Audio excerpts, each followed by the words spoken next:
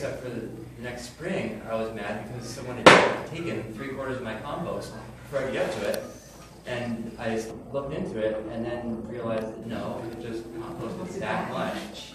So if you try it, don't jump to conclusions. It's probably a lesson.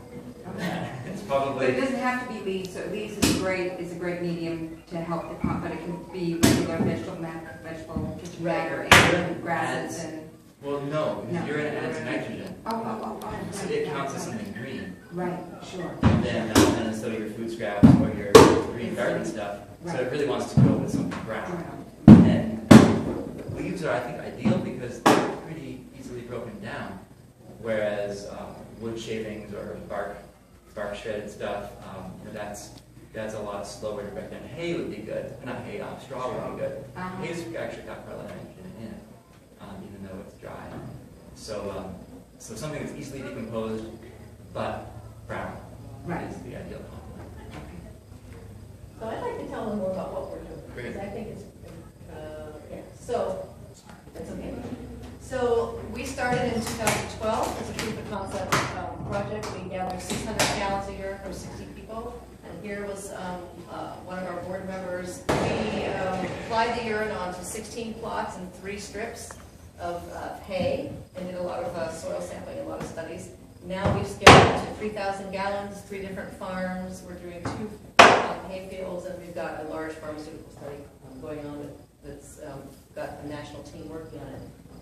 Can you tell what the pharmaceutical study is? It's going to be in here, Okay. but it's going to be in here. Okay. So I'll hold my horses. Okay, so this is just another picture of the cozy. My bathroom. A good bathroom. This is just to let you see that there are porcelain varieties of urine diverting toilets available. These are happening. This is a European model.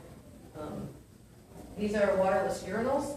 When you think in the broad scheme of things, if we want to harvest urine in a larger set, in a larger way, this is the first and easiest way for us to get urine. Airports, the bus stations, stadiums, you can pull all that nitrogen out. Schools, all you have to do, these are already plumbed into they're trying to save water, so they make them waterless, but then they just plumb them into the regular sewer and send the urine down there anyway. If we can scale up and create the infrastructure where we put tanks there, we can take all this urine, figure out how to, what we want to do to get it ready.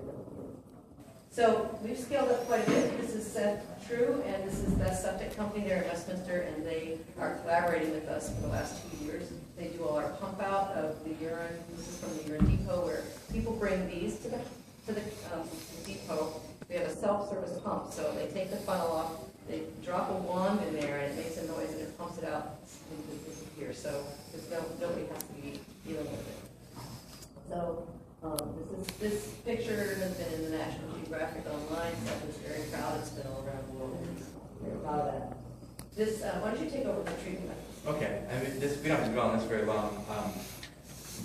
We treated the urine, we sanitized it because it was from hundreds of people in the Brattleboro area, and some of it was from urine diverting toilets where there could have been fecal particles that ended up in the urine. People who do this at home, just with their own urine, collecting it from a urine-only container, don't have to worry about fecal particles because they know that it's pure urine.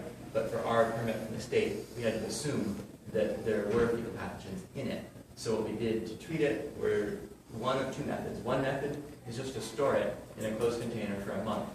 And what happens in there is the nitrogen leaves your body in the form of urea, transforms over a few days into ammonia. And the ammonia brings the pH up quite high to about 9. And the ammonia is also just a natural sanitizing agent, so it kills off pathogens that can be in there if there were fecal particles that got into the urine. That was one method, and we had little temperature probes in there that followed the temperature, so we could confirm it was at room temperature or above thermometer for the state. And then this other method was a lot more elaborate and even farther from what a home gardener would want to do.